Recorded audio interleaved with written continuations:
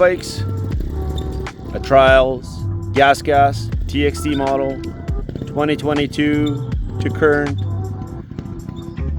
Now, we all know if you break apart on the gas, the likelihood of you finding parts in stock at your local dealership are slim.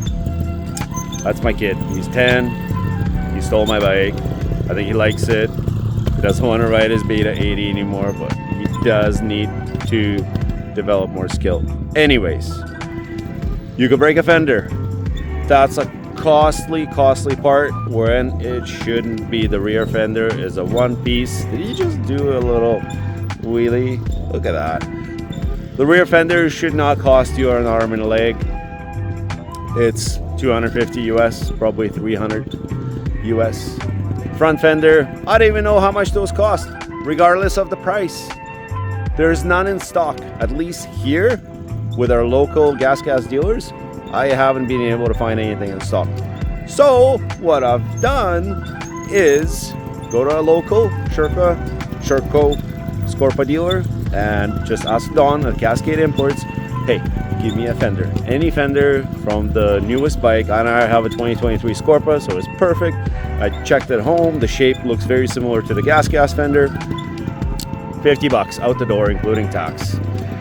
The tricky part is, and you should stick through the video and watch how to modify it and how to remove the old molded bracket that was molded in plastic out of the gas front fender and make a sub aluminum bracket for the Scorpa fender so you can get it mounted.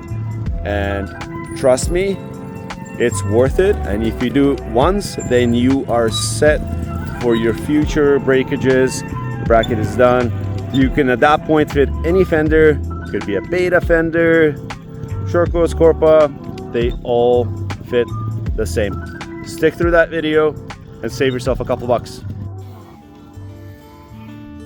So this is how you separate the gas fender that's molded around the bracket.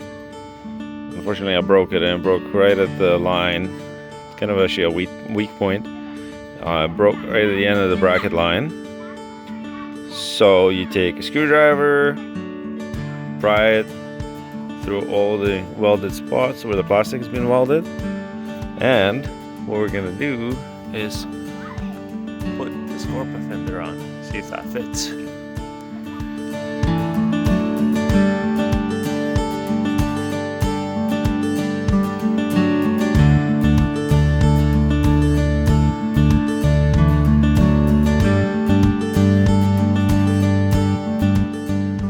I win. It only took a few tools to get it going. A saw, a screwdriver, a knife, peeled it away. I was gonna work a bit of a plastic that's left over and get the bracket exposed.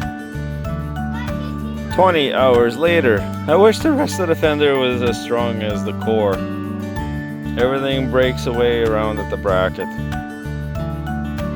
So if we can fit this as a cheaper option, we can use a Scorpa fender or any really fender for that matter that we could drill holes into the bracket for. And as long as the fender cradles the bracket, it'll work.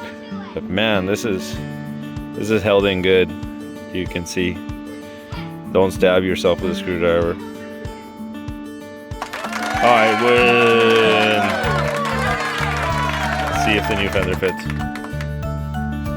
Alright, so I've got it lit up, and that's how it fits. It cradles right in. You can see the clearances are decent. However, the aluminum doesn't line up. We might have to make a spacer that sits between the bracket and the fender. Otherwise, look at that fit. That's a Scorpa fender for you right there. 40 bucks, 50 bucks for the fender. I bet you anything if I would have gotten this from Gas as a complete fender, 150 bucks maybe, considering the rear is 300 Canadian, which is $1 American. So I'll see if I can come up with a little idea on this part. It shouldn't be too hard. So this is how much clearance we have from the bracket to the tire. I was just thinking of using acorn nuts on the bottom, so we got an inch of clearance. And this is how the Scorpa fender looks. Let it cradle in. Look at this thing. That is awesome. That's the Scorpa fender. Picked one up, all black. Would look perfect.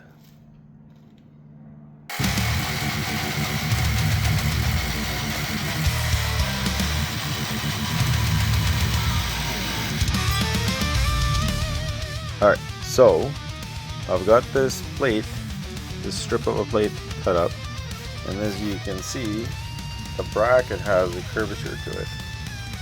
So we have to bend that plate just a little bit so it takes up the curvature.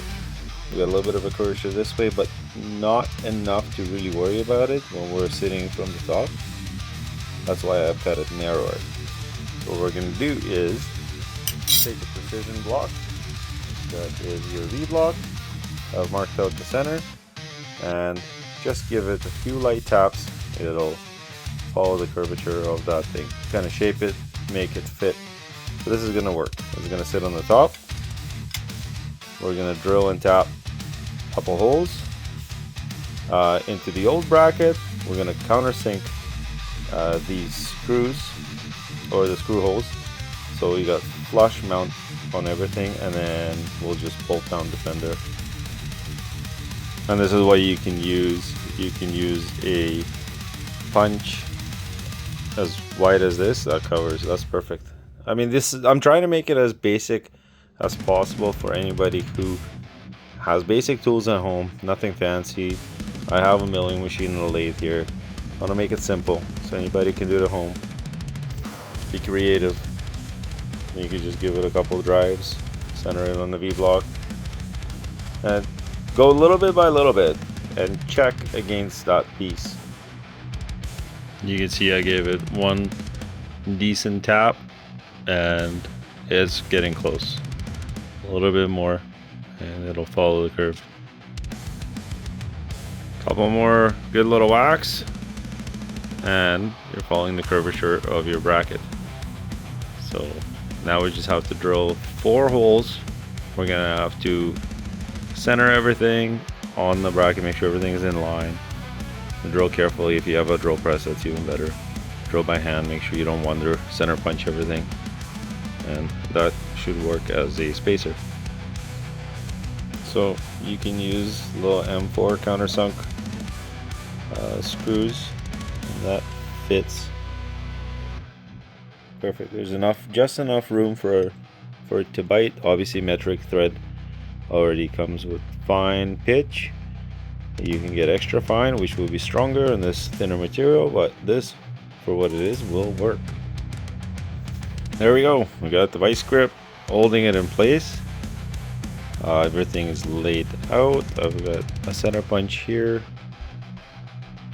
Line it up the best you can. Use tools for squareness.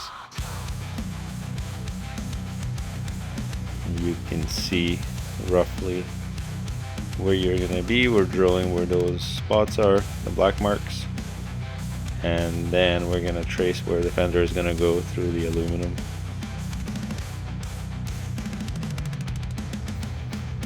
So you're gonna be drilling. We're gonna pick an M4 tap to hold the plates together, which is a 130 thou drill bit. I don't know what it is equivalent in metric. I'll have to look it up, but to make it easy is 1/8 drill bit, which will be 125, and you are drilling aluminum, so it's soft enough you can go a little bit undersized. If you ever did steel or stainless, for that matter, stainless you always have to go a little bit over, otherwise you're going to be breaking taps.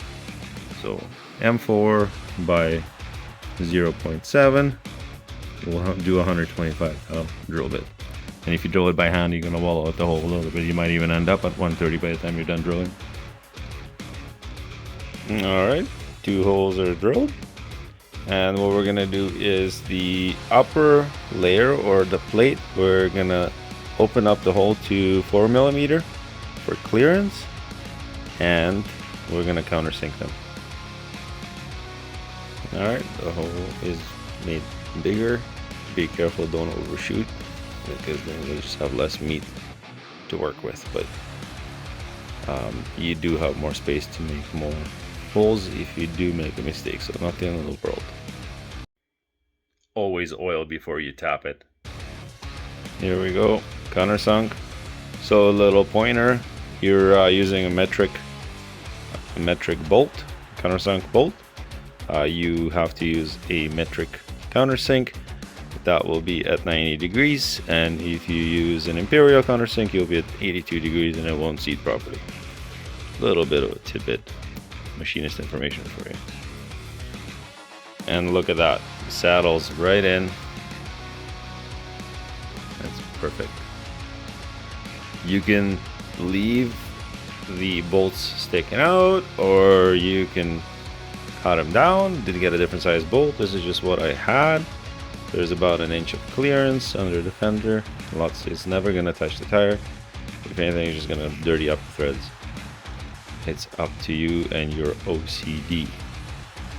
Next, we're gonna drill holes in the fender, or not in the fender, but in the main bracket, and then bolt the fender down. So I know, I would say 90% of you guys out there and gals will have a Husky KTM gas bolt kit, and that's all I have that has a decent shoulder. So I found these two.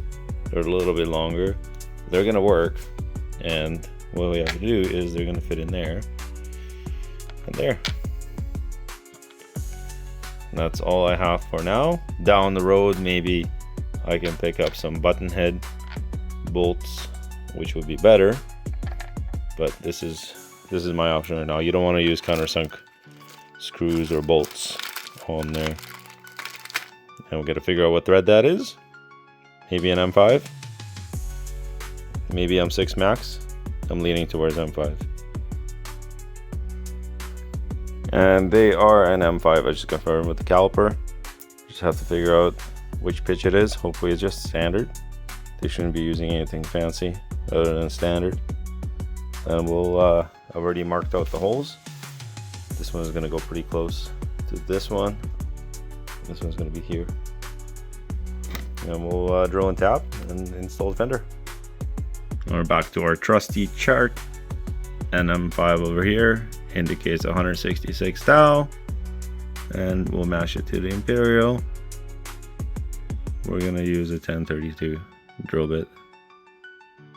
That's a bit of a cross reference for you guys. Holes are drilled. Run the tap through them, mount the fender.